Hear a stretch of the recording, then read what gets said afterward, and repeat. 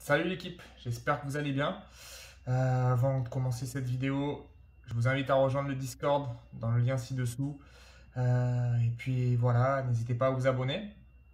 Donc aujourd'hui, j'évoque le fait des raisons de pourquoi on reste dans notre addiction.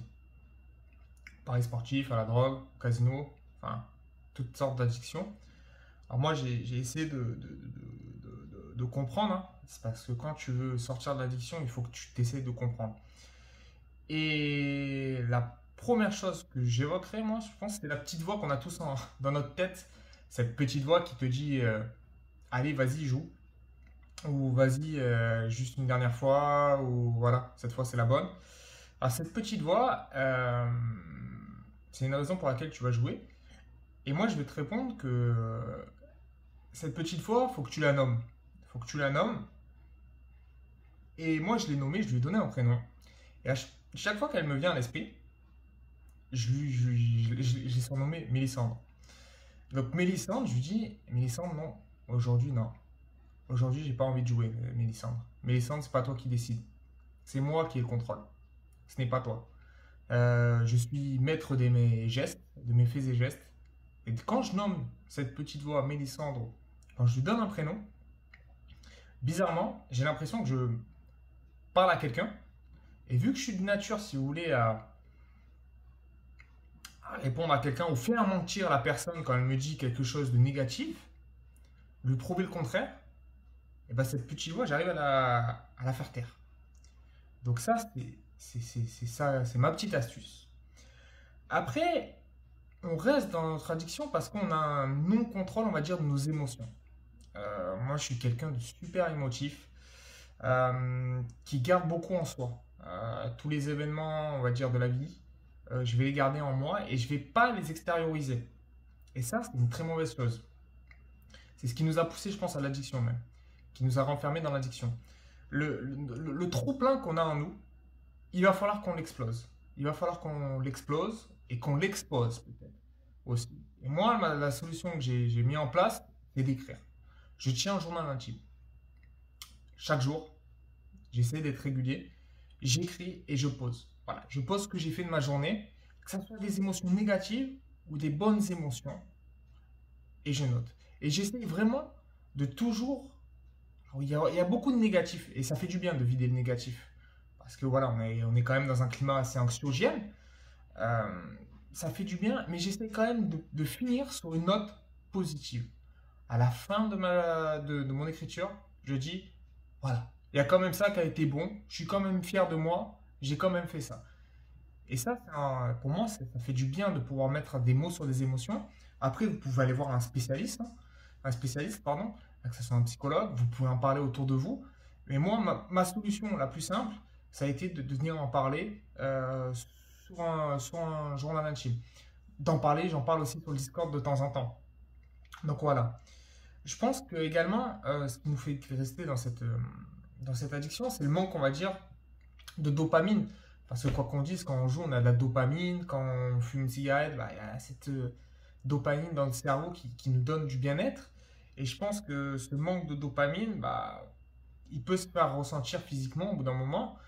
Et la solution pour contrer ça, ça va être bah, de s'épanouir peut-être dans du sport, en faisant un autre sport, en développant un s'investissement un peu, en s'investissant dans un sport qui pourrait nous correspondre. Alors moi, je pratique quand même pas mal de sport. Et depuis peu, je me suis mis à faire du footing. Et je comprenais pas les gens là. J'avais des gens de 40 ans, 50 ans qui vont se faire des courses de 2 heures, 3 heures en footing. Je me dis, mais putain, c'est quoi l'intérêt, les gars? Et en fait, je me rends compte que d'aller faire ce type de footing, ça fait un bien fou. Alors, je vous dis pas d'aller courir à 2 heures, hein. Moi, j'ai juste fait des trucs de une demi-heure ou quoi. Je préfère courir après un ballon d'habitude, mais là, juste de courir, après une journée de travail, je vous jure que ça fait un effet de bien-être. Je sais pas, on relâche tout ce qui s'est passé dans la journée et ça vide l'esprit. Ça vide, ça vide. Donc voilà. Il y a l'ennui aussi qui nous fait rester dans cette addiction. L'ennui. Ah ouais, l'ennui, je l'ai souvent. connu des périodes, donc parce que vu que je me renfermais, je voulais voir plus personne les week-ends.